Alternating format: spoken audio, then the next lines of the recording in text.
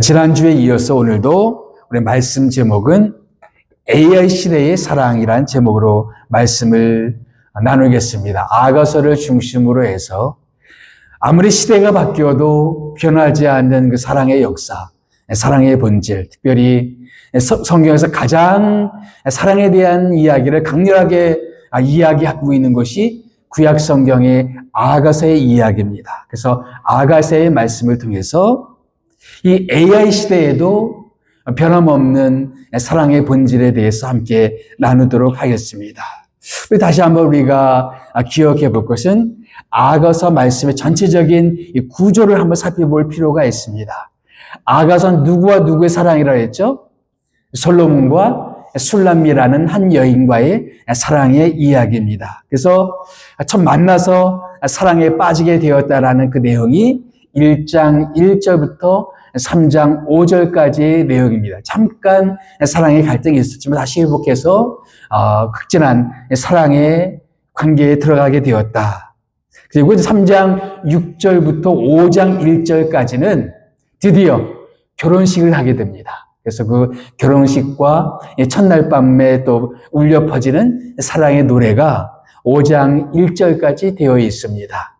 그리고 5장 2절부터 8장 5절까지는 이 두 사람 간에 갈등이 생겨요. 그리고 이 갈등이 어떻게 회복되는가를 보여주고 있는 것이 5장 2절부터 8장 5절까지 내용입니다. 그리고 마지막 결론이 8장 6절, 7절 말씀, 오늘 우리가 읽은 봉독한 이 두 구절의 말씀이 아가서를 전체 요약하는 그런 구절의 말씀이 되겠습니다. 그리고 8장 8절부터 마지막 절까지는 후기, 아가서의 일종의 후기에 대한 기록입니다.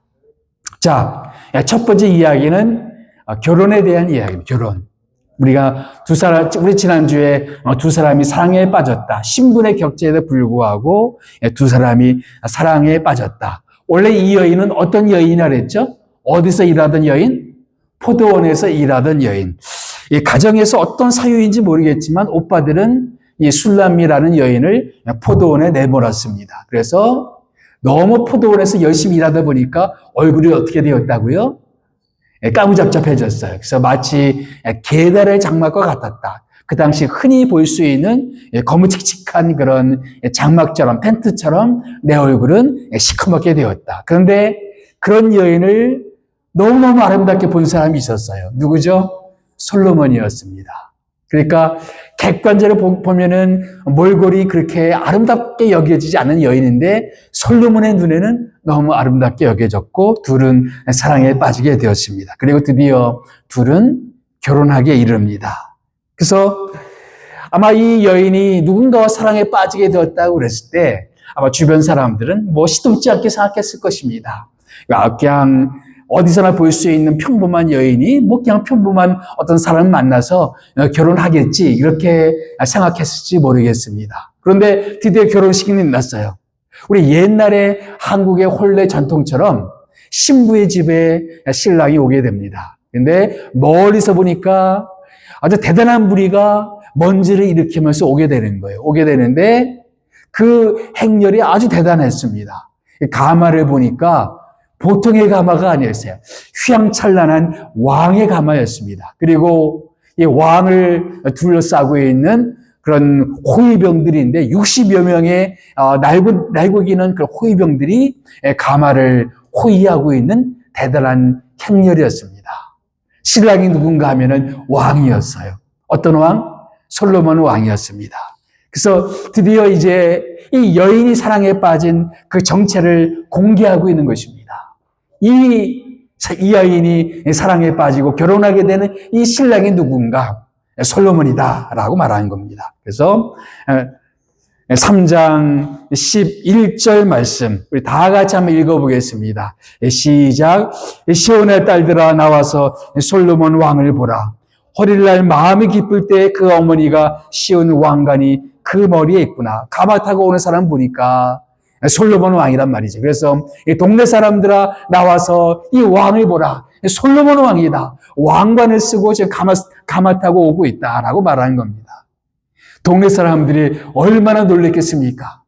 이 술람미 여인, 이 포도원에서 일하던 이 술람미 여인이 누구와 사랑에 빠진 거예요? 왕과 사랑에 빠진 거예요. 놀라 자빠질 지경에 그런 일이 벌어지고 만 것입니다. 그런데 이 비슷한 일이 우리에게도 일어나지 않았습니까? 예. 우리 사람들이 우리 보기에는 그냥 시덥지 않게 우리를 볼 수도 있겠죠. 사람들은, 이 땅에 살아가는 사람들은 뭐를 보고 사람들을 판단합니까? 그 사람의 직업, 그 사람의 미모, 그 사람의 재력, 뭐 이런 거 가지고 사람들을 판단하지 않습니까? 그래서 뭔가 객관적으로 보기에 대단해 보이지 않으면 그냥 뭐 쉽게 생각하는 것이 세상의 순리입니다. 세상 사람들의 모습인 거예요. 그래서 사람들은 되도록이면 사람들에게 정말로 나는 하찮은 사람이 아니라는 것을 보여주기 위해서 애들을 쓰지 않습니까? 커다란 집을 사고 좋은 차를 사고 그리고 뭐 합니까? 여러 가지 좋은 것들을 갖추려고 노력들을 합니다. 그런데 아무리 그래도 이 세상에 있는 것들은 다 지나가는 것들이고 있다가도 없어지는 것들이죠. 예. 더군다나 오늘날 우리가 믿고 있는 이 말씀은 사람들이 별로 그렇게 뭐 좋게 생각하는 것들이 아닐 수가 있습니다. 오늘 아침 이 큐티 말씀을 접하는데 우리가 이 말씀을 붙들고 살아간단 말이죠. 그런데 사람들의 눈에는 이것이 옛 규례, 그러니까 옛날 사람들이 그냥 붙들었던 그런 말씀, 그런 진리, 그런 것들을 오늘의 어떤 사람들이 믿고 있단 말이죠. 그래서 사람들이 어떻게 보면 경멸하고 조롱한다고 되어 있어요. 우리가 믿고 있는 신앙에 대해서 어떤 사람들은 조롱하고, 어떤 사람은 경멸하고, 어떤 사람들은 무시하고, 그래서 우리의 신앙에 무시당하고, 또 예수를 믿고 있는 우리들의 모습이 어떤 사람들의 눈에는 그냥 하찮게 보여질 수가 있단 말이죠.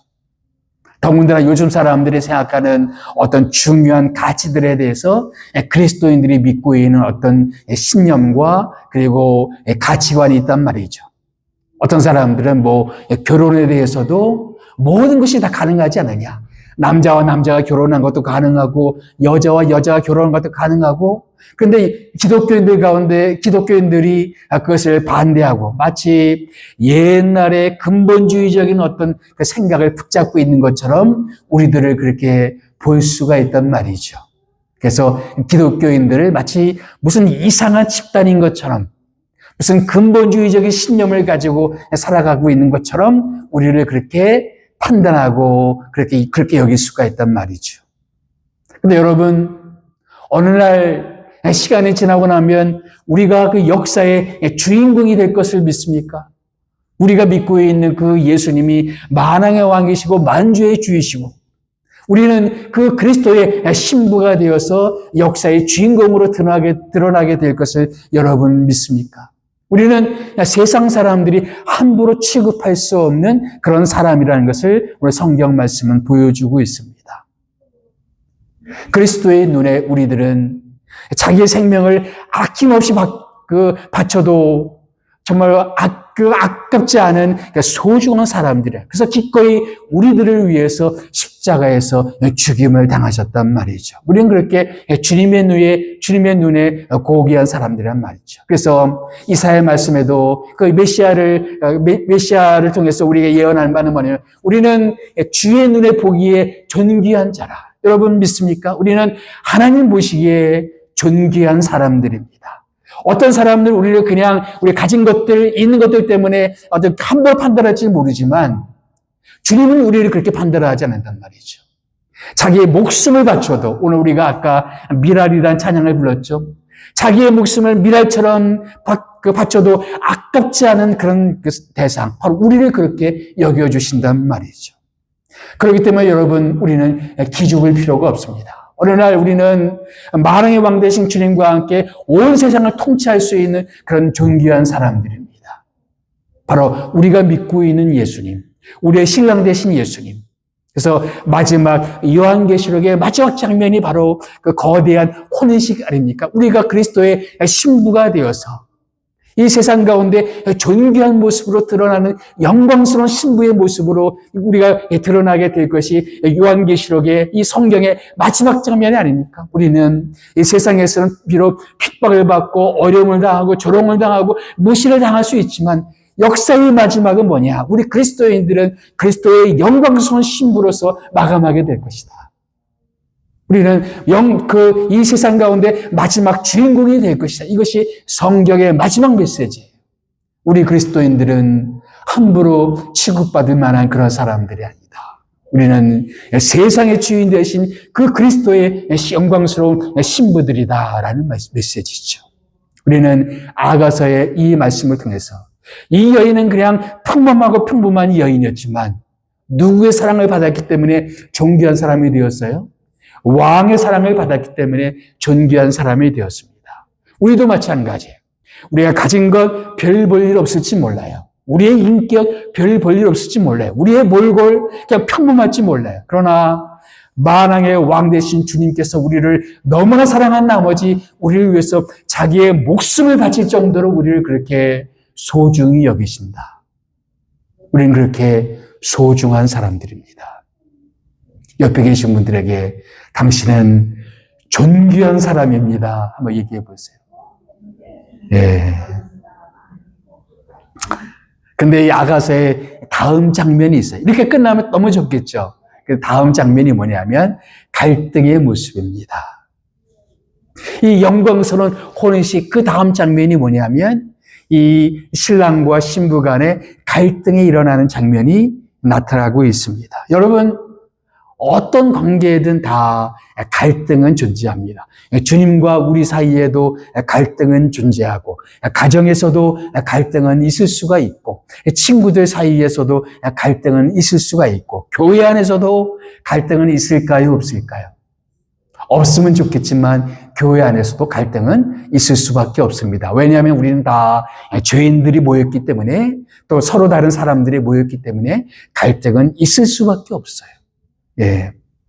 그러나 그 갈등이 있다는 게 중요한 게 아니라 그 갈등을 어떻게 해결해 나가느냐가 중요한 것이겠죠. 자, 먼저 이 갈등은 어떻게 시작되었을까요? 아가서의 갈등은 어떻게 시작되었을까요? 우리 5장 2절 말씀 다 같이 한번 읽어봅시다. 시작. 내가 잘지라도 마음은 깨었는데 나의 사랑하는 자의 소리가 들리는구나. 문을 두드려 이르기를 나의 누이, 나의 사랑, 나의 비둘기, 나의 완전한 자야. 문을 열어다오. 내 머리에는 이슬이, 내 머리털에는 밤이슬이 가득하였도다 하는구나.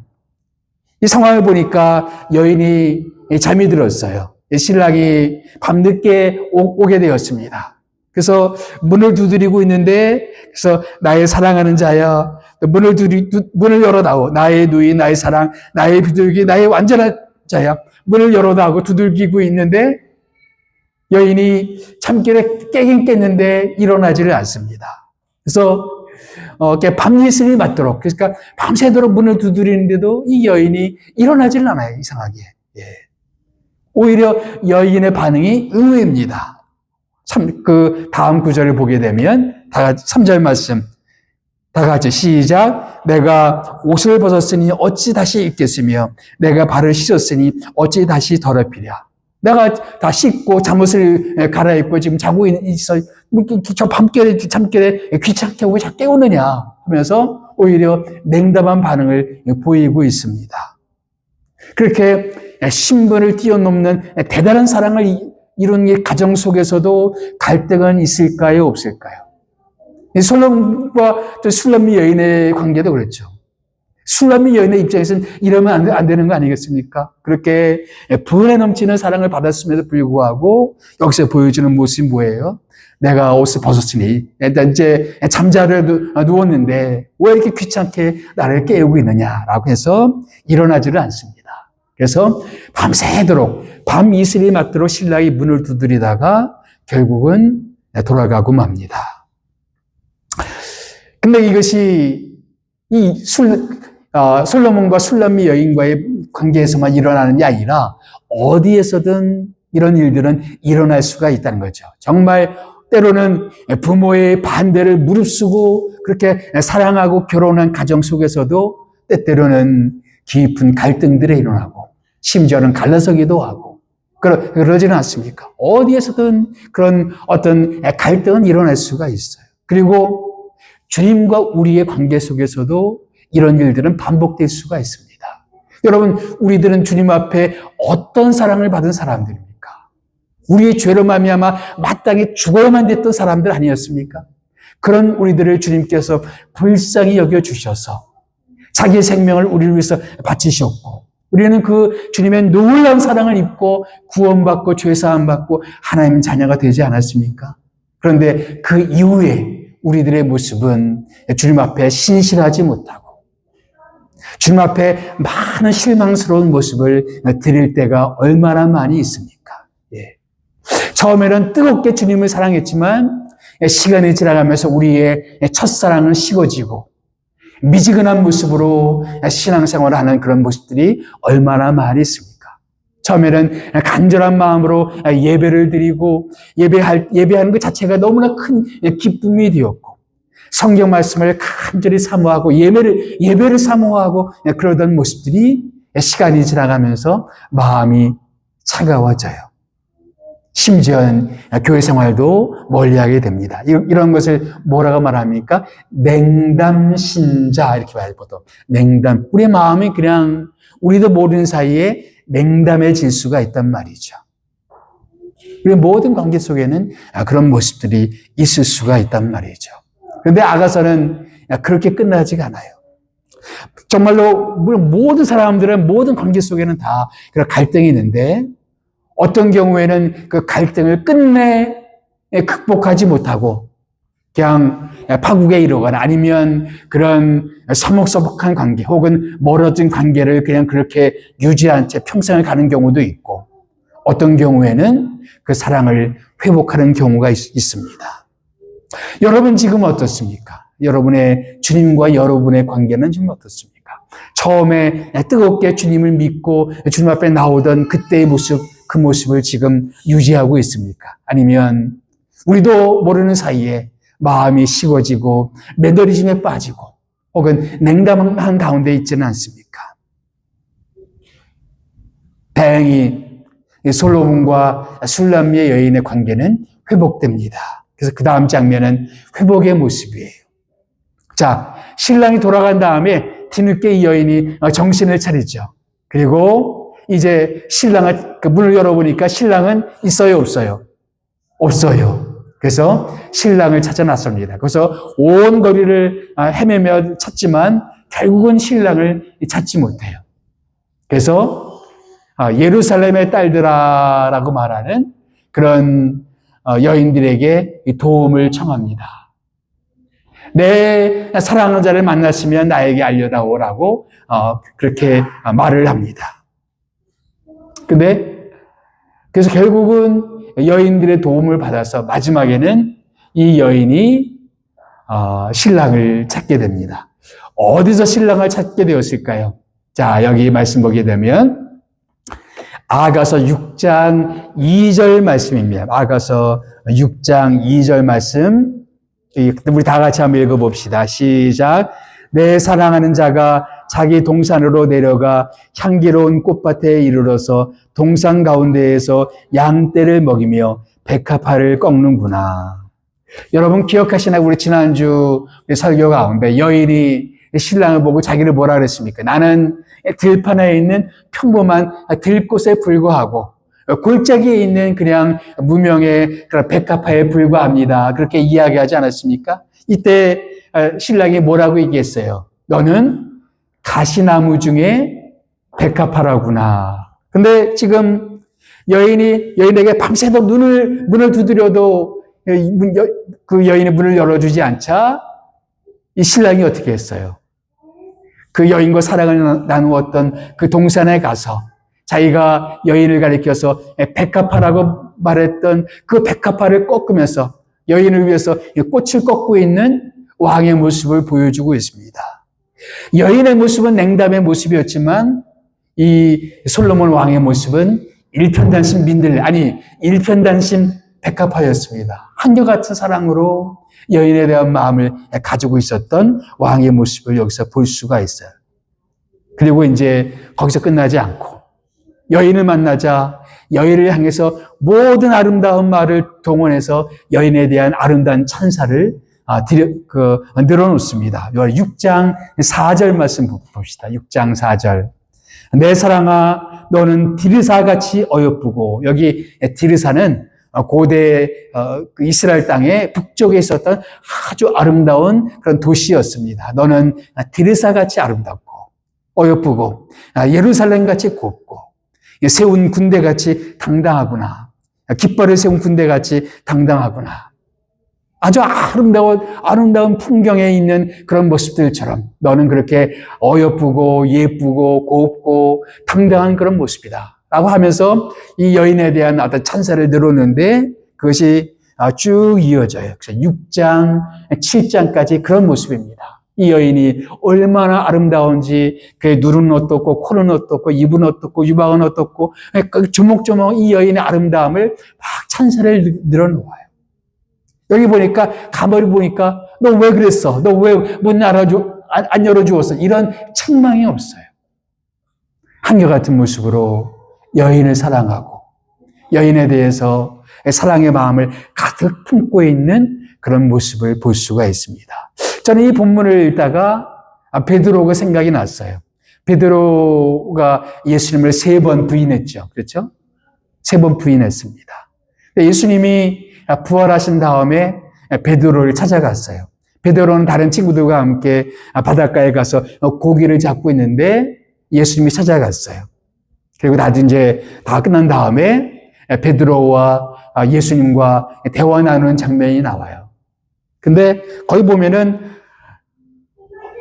예수님이 한마디도 너 왜 나 부인했어? 너 왜 그랬어? 이런 책망이 없어요. 대신에 아무 자격이 없을 것 같은 이 베드로를 향해서 너는 내 양들을 책임져라. 너는 내 양을 먹이라. 내 양을 치라. 3번씩이나 이런 말씀을 베드로에게 주십니다.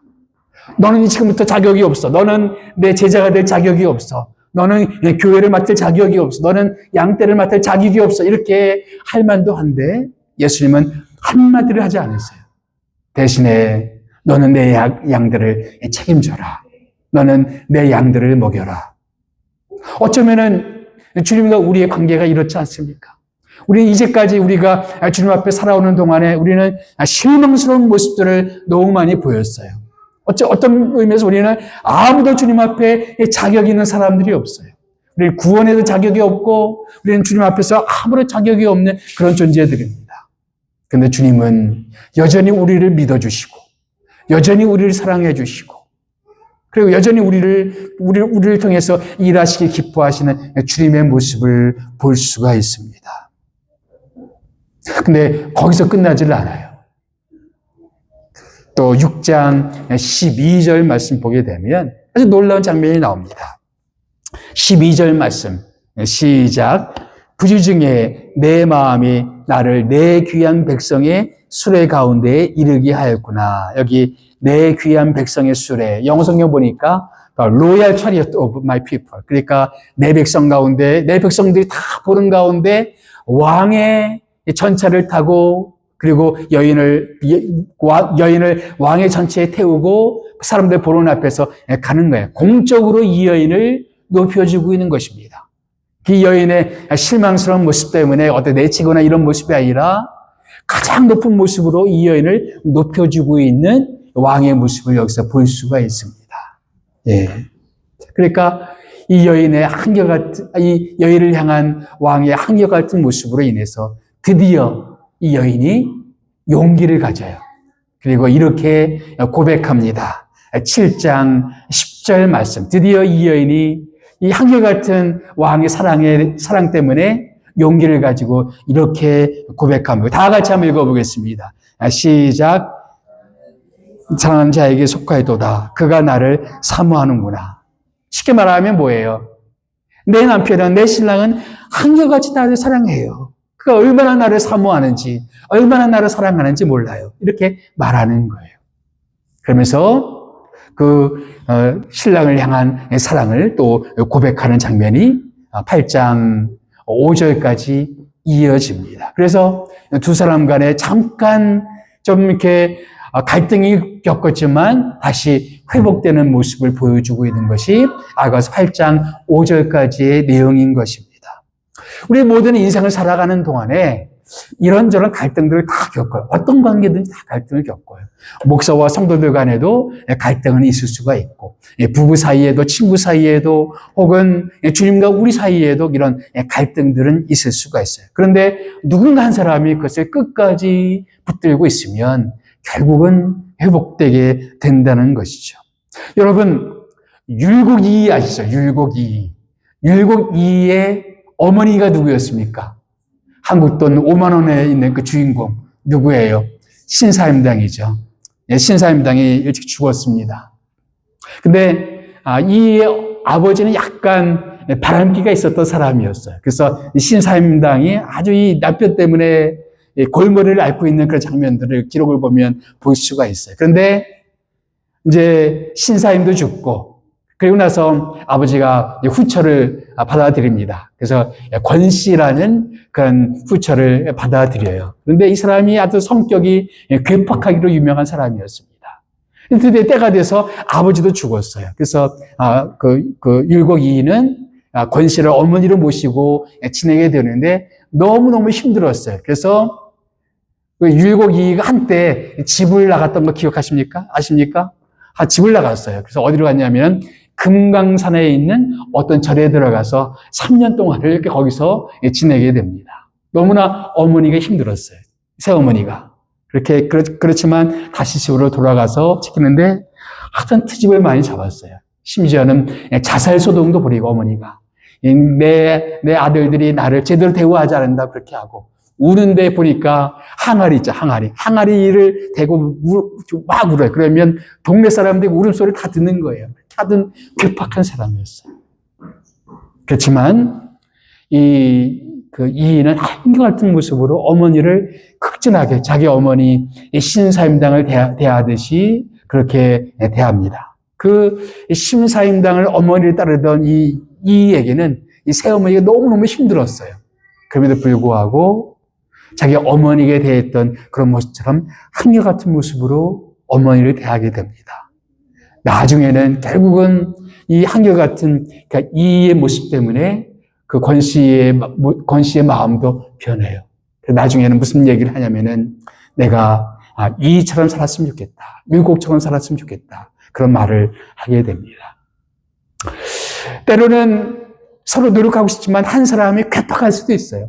그러니까 모든 관계에서 다 선남, 선녀가 만나는 건 아니지 않습니까? 때로는 내 남편, 내 아내 혹은 내 친구, 내 목사, 내 신도 어떤 한 사람이 내가 감당하기가 너무 어려운 사람들이 있을 수는 있어요.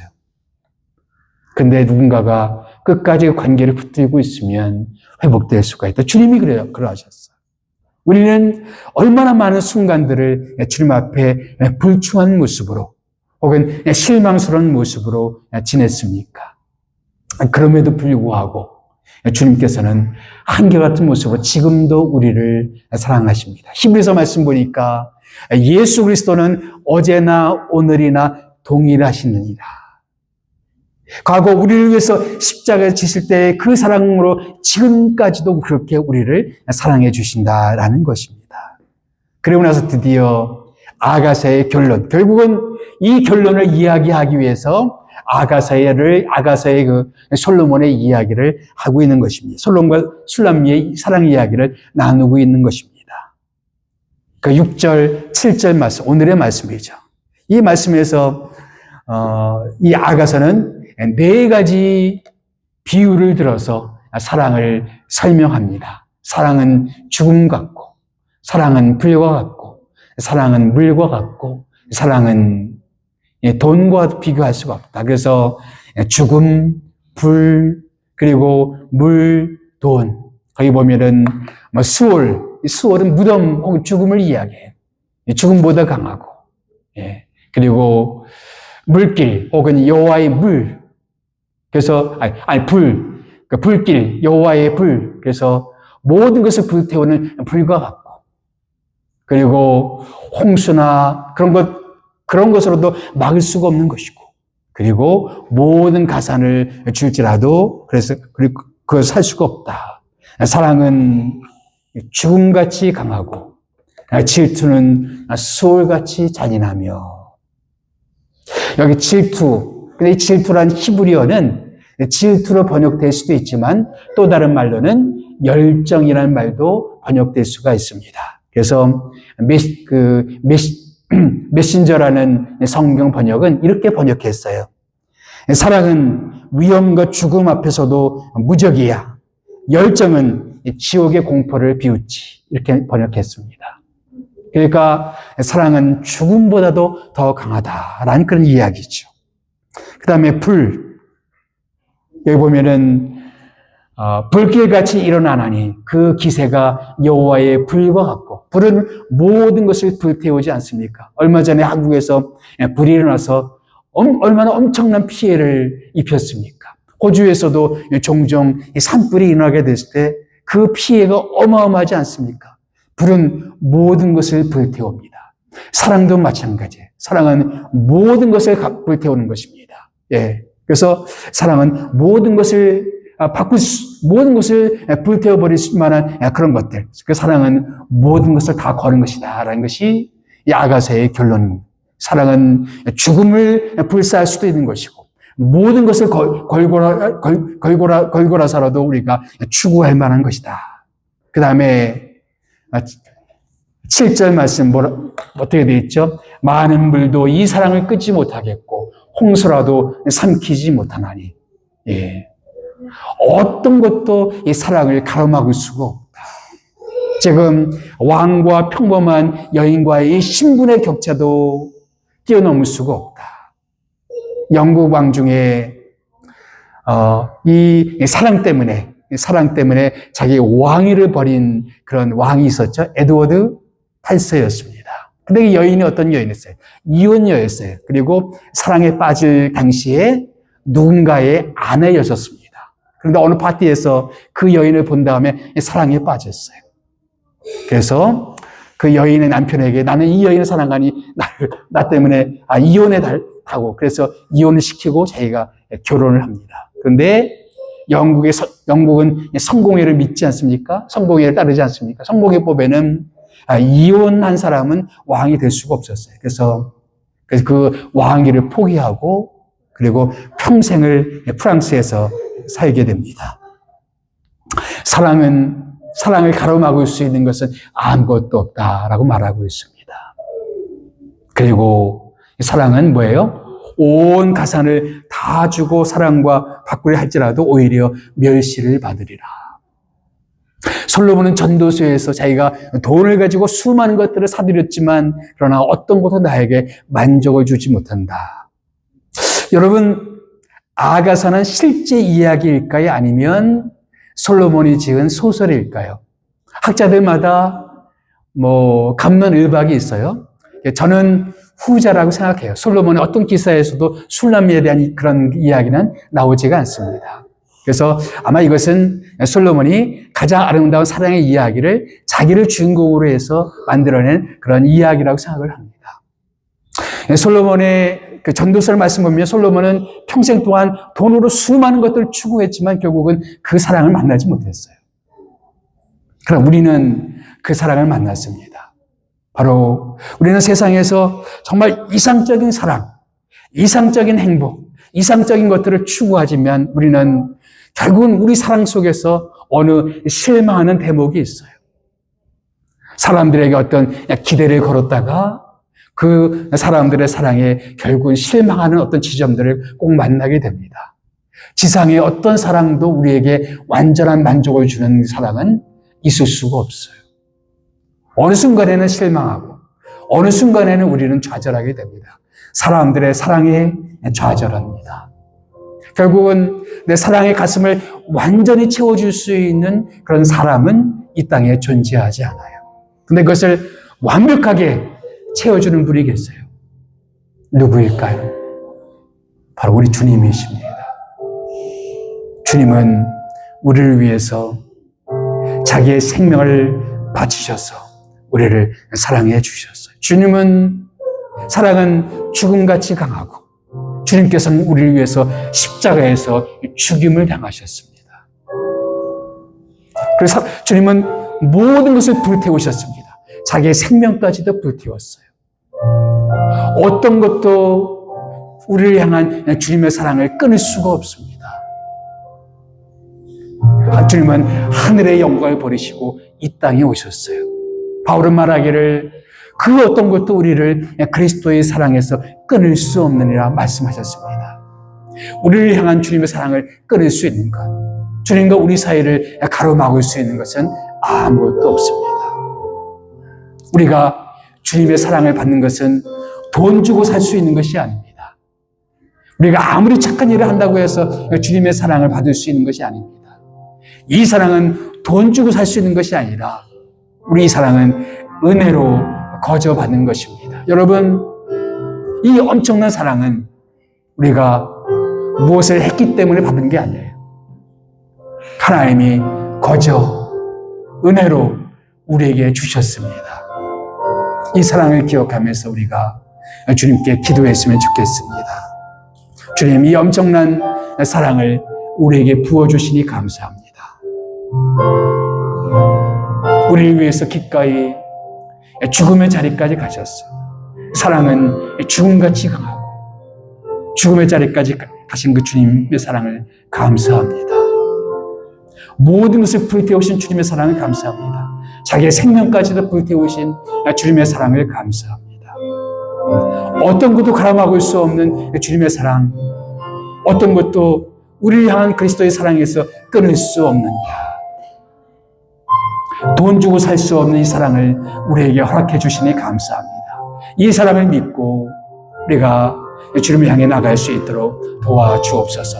함께 기도하겠습니다. 기도합니다.